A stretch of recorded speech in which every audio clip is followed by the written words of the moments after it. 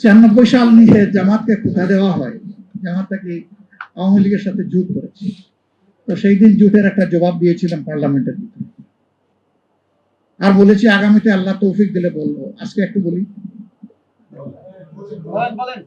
91 সালে পার্লামেন্ট গঠন হয়েছিল কিভাবে আপনারা জানেন? সরকার কিভাবে গঠন হয়েছিল? আমাদের সমর্থনের কারণে বিএনপি সেদিন সরকার গঠন করতে সক্ষম হয়েছিল।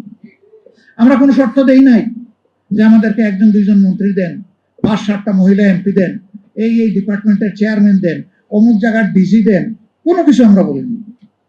আমরা চেয়েছিলাম একটা স্বৈরাচারী সরকার বিদায় নিয়েছে, বাংলাদেশটা রাজনীতির প্ল্যাটফর্মে ফিরে আসুক।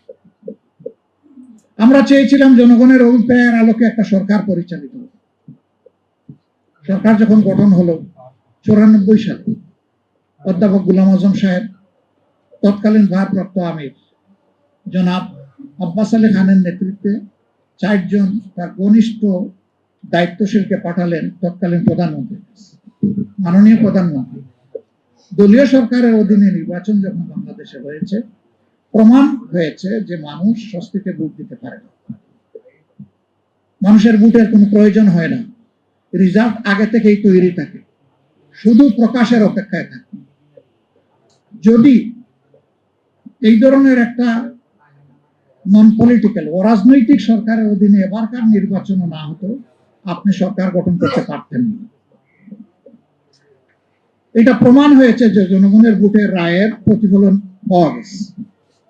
এটাকে স্থায়ীভাবে সংবিধানের অংশ করে বিলটা সরকারি দলের পক্ষ থেকে আনে, ক্রেডিটটা আপনারা নেন, এটার বিরোধিতা করে কেউ পার পাবে না এবং সংসদে কেউ বিরোধিতা করবে না,